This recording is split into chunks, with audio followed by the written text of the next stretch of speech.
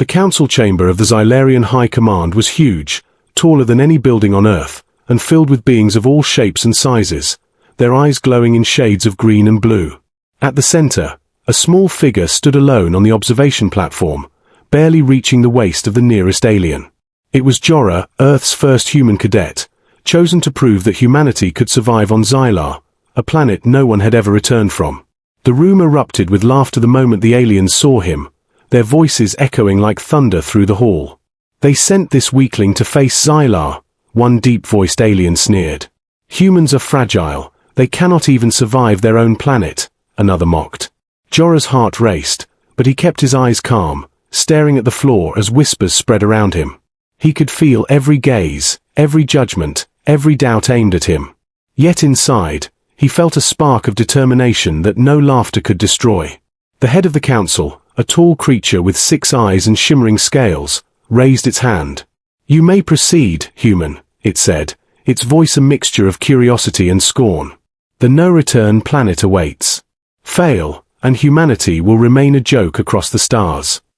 Jorah nodded, his fingers tightening around the control panel of his shuttle.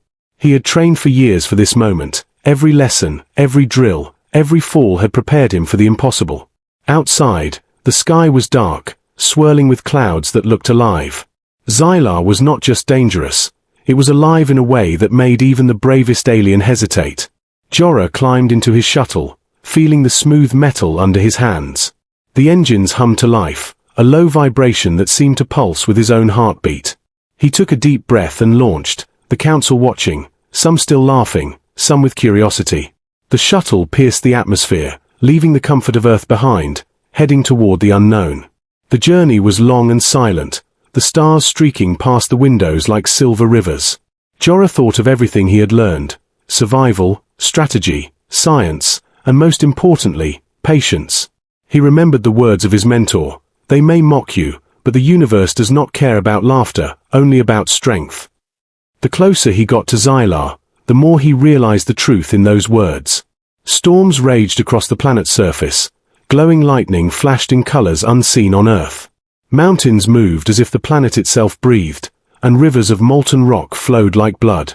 When the shuttle finally entered Xylar's atmosphere, the council's laughter seemed distant, almost meaningless.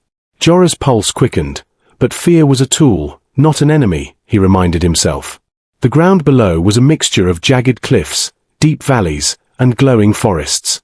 Every inch of it seemed ready to tear apart anything that dared to step on it. Yet Jorah smiled, for he knew that humans had survived worse, and he would survive this too. As he prepared to land, a shadow moved in the distance, huge and fast. A creature unlike anything he had seen, with eyes that burned like fire. Jorah gripped the controls tightly, the first real test of Xylar waiting for him.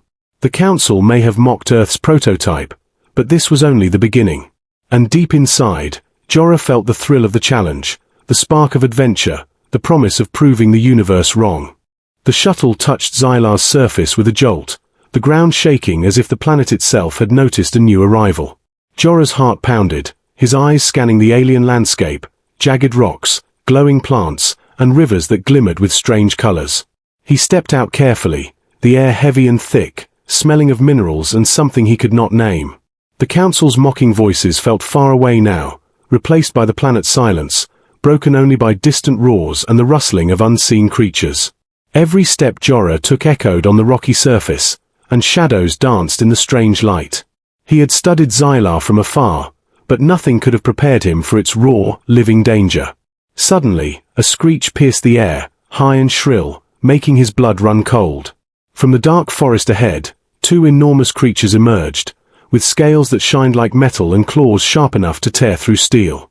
Jorah froze, remembering his training, and slowly reached for the survival pack on his belt.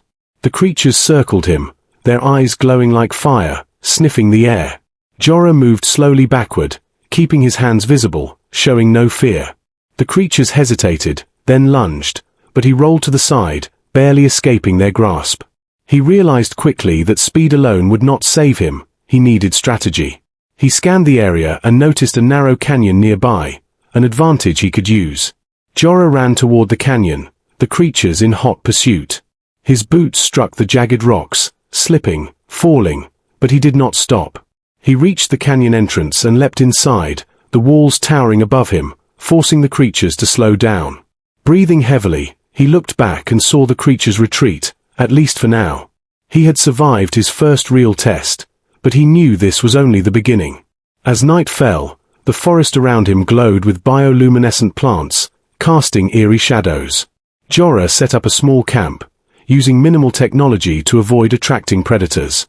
He explored carefully, discovering strange berries, glowing streams, and small creatures that watched him curiously from the trees. Then he heard a soft whimper nearby, almost like a cry for help. He followed the sound and found a small, injured alien creature, its leg broken and eyes wide with fear. It looked dangerous at first, sharp teeth and spines along its back. But it trembled more from pain than aggression, and Jorah felt a strange connection. He approached slowly, speaking softly, "I won't hurt you," and extended a hand. The creature hesitated, then allowed him to touch it. Jorah quickly made a splint for its leg using materials from his survival pack. The creature looked at him with what seemed like gratitude, its eyes softening. That night, the creature stayed close, curling near Jorah's campfire. He named it Kor, feeling a bond forming already, a companion in the middle of this hostile world. Jorah realized that survival on Xylar would not just be about strength, but also friendship and trust. And as the alien winds howled outside, he felt a strange hope. For the first time, he did not feel alone on this deadly planet. And he knew that with Kor by his side, he could face whatever horrors Xylar threw at him next. But deep in the shadows, larger predators watched silently, their eyes following every movement. The night was far from safe, and Jorah's adventure had truly only begun. The morning sun rose over Xylar, casting strange green and purple light across the jagged landscape. Jorah woke to find Kor sitting quietly by his side, its small body alert and watching the horizon. The bond between them had grown overnight, a silent understanding passing between human and alien. Jorah smiled, patting Kor gently. "We'll survive this planet together," he whispered. Kor responded with a low growl, almost like a promise, and Jorah knew he had found a true companion. They began exploring further, moving carefully through the glowing forests. Every step was cautious, every shadow a potential threat. Jorah kept an eye on Kor, noticing how the small creature sniffed the air, listening for danger. Suddenly, a loud roar echoed across the valley, shaking the trees. From behind a ridge, a massive predator appeared, taller than any alien Jorah had ever seen. Its eyes glowed red, and its claws dug deep into the ground as it charged toward them. Jorah froze for a moment, fear rising, but Kor leapt forward without hesitation. The small beast snarled, its spines raising, its speed surprising Jorah. Together, they dodged the predator's first strike, running toward a narrow canyon. Jorah realized that Kor was not just a companion, it was a protector. The predator roared again, its massive jaws snapping dangerously close. Jorah held a small energy trap in his hand, but he knew it might not be enough. Kor led the way, darting between rocks and leaping over glowing streams. Jorah followed, trusting the creature's instincts more than his own. They reached a rocky cliff and turned, forcing the predator to slow. Jorah threw the energy trap, which exploded in a burst of light, startling the massive creature. Kor took the chance to strike, biting its leg and making it stumble. The predator roared in anger and pain, retreating into the shadows. Jorah and Kor stood panting, their hearts racing, knowing they had survived their first major battle. Over the next days, Jorah and Kor learned from each other. Kor taught Jorah how to sense danger, how to move quietly, and how to read Xylar's strange signals. Jorah taught Kor simple commands, and the bond between them grew stronger with every passing hour. They shared meals of strange fruits and small creatures, always careful, always alert. Jorah began recording his observations, documenting Xylar's dangers and wonders. Even in the middle of a deadly planet, he found joy in small discoveries, in the loyalty of his beast companion. One evening, as they rested near a glowing river, Jorah looked at Kor and said, "You're not just a pet, Kor, you're my partner." Kor tilted its head, growling softly, and nuzzled against him. Jorah felt a surge of hope, realizing that even in a world designed to destroy him, he had found friendship and strength. But beyond the trees, shadows moved, larger than anything they had seen. The predators of Xylar were watching, waiting, testing the bond between human and beast. And Jorah knew that the challenges ahead would be even greater. For now, though, he allowed himself a brief moment of peace. He and Kor, two unlikely companions, had survived, and the story of Earth's prototype had only begun. The next morning, Jorah woke with a new determination. Xylar was not just a test of strength, it was a challenge of wit and creativity, and he was ready. He packed his small supplies and checked on Kor, who was already alert, sniffing the air for danger. Jorah knew the aliens who had mocked Earth were watching, waiting for him to fail. He smiled quietly, knowing they had no idea what humans were capable of. Jorah began exploring a glowing river nearby, its waters shimmering in colors he had never seen before. He realized it was full of strange fish-like creatures, their scales glinting under the alien sun. An idea sparked in his mind, something simple but clever. If he could survive Xylar using skill and ingenuity, he could prove that humans were not weak. He set up a small fishing device using scraps from his shuttle and parts from the environment. Kor watched curiously, tilting its head as Jorah worked quickly and carefully. Within hours, he had caught several glowing fish, enough for food and study. He recorded everything, speaking calmly into a small camera, explaining his techniques. "I am Jorah, Earth Cadet. Humans may be small, but we survive with intelligence and courage," he said. Kor playfully nudged the camera, almost as if showing approval. Jorah laughed softly, feeling a rare moment of joy in the middle of a dangerous world. But Xylar was not done testing him.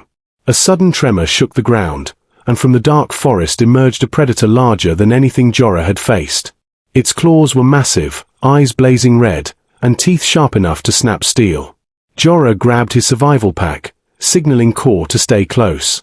The predator advanced, each step shaking the glowing earth beneath them. Jorah knew fighting it head-on would be suicide. He needed strategy and cunning. He lured the creature toward a narrow canyon, using the river and rocks as traps. Kor leapt forward, biting and distracting, guiding the predator exactly where Jorah wanted. With a burst of energy from his small device, he created a blinding light, causing the predator to roar in pain and stumble. Together, human and beast drove it away, proving that even the deadliest creatures could be outsmarted. Jorah panted, wiping sweat from his brow, and looked at Kor. "We did it. We are stronger than they think," he whispered, his heart racing.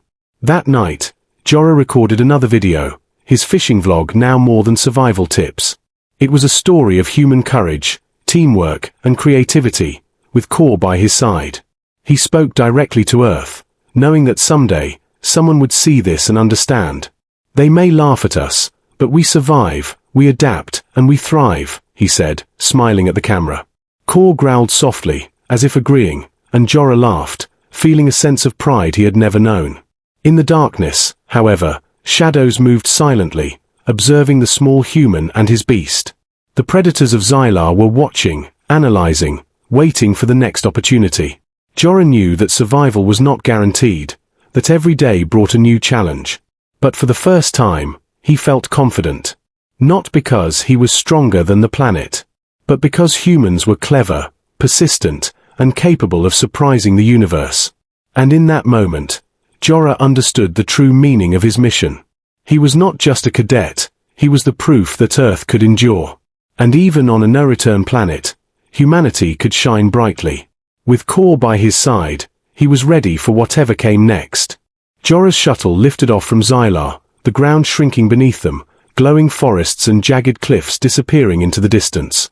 Kor sat beside him, its eyes alert, scanning the stars outside the window. After weeks on the deadly planet, the two had become more than companions. They were partners, a team forged in danger and survival. Jorah glanced at the camera, reviewing the videos he had recorded, the fishing vlog, the survival tips, the clever tricks that had kept them alive. He smiled, knowing that these simple recordings would show the universe what humans were truly capable of. Back in the Xylarian observation chamber, the aliens who had mocked Earth watched the shuttle leave. Some were curious, some still sneered, but a sense of unease spread through the council. The weak human had survived Xylar, and even the smallest alien could sense the significance of this. Jorah's mind was focused on one thing, returning to Earth and proving that humanity could endure. The journey was long, the the stars passing like silver rivers outside. Core occasionally nudged him, reminding him that even in space, vigilance was necessary. When the shuttle finally entered Earth's orbit, alarms blared softly, welcoming the returning cadet. Ground control stared in shock, their screens showing a healthy human and a strange alien creature standing side by side. "Jorah, is that your companion?" one officer asked, disbelief in their voice. Jorah nodded, patting Core, who growled softly in response. The council had sent him to fail, to disappear forever, but he had returned, stronger, smarter, and with proof that humans could thrive anywhere. The news spread quickly across Earth and beyond, recorded videos going viral instantly. People watched in or as Jorah explained how he had survived, how he had formed a bond with Core, and how humans could adapt to any environment. The once mocking aliens were now silent, realizing they had underestimated a species they thought weak. Jorah's simple fishing vlog had turned into a story of courage, ingenuity, and human perseverance. Children, adults, and leaders alike were inspired, seeing that even the smallest prototype could overcome impossible odds. But the final surprise came when Jorah spoke directly to the Xylarian Council via secure transmission. He displayed the footage of him and Core, their victories and clever strategies, the predators defeated, and the alien world mapped. "They laughed at us, but we endure," Jorah said calmly. "Earth may be small, but humans are resilient, clever, and unstoppable." The council remained silent, shame and admiration mixing in their glowing eyes. For the first time, Earth had earned respect across the stars, not by weapons or power, but by courage, teamwork, and cleverness. Jorah stood on the landing platform, Core beside him, both heroes of a story no one could forget. He looked at the horizon, knowing that this mission was only the beginning. Xylar had tested him, the universe had mocked him, but together, he and Core had proven that humans could face anything. And as the sun rose over Earth, painting the sky in colors as beautiful as Xylar's glowing forests, Jorah whispered, "This is just the start, Core, the start of something greater." Core growled softly, nuzzling him, a silent promise of more adventures to come. Earth's prototype had returned victorious. The cadet and his beast companion had rewritten the rules. And the universe had finally learned that humanity was not to be underestimated.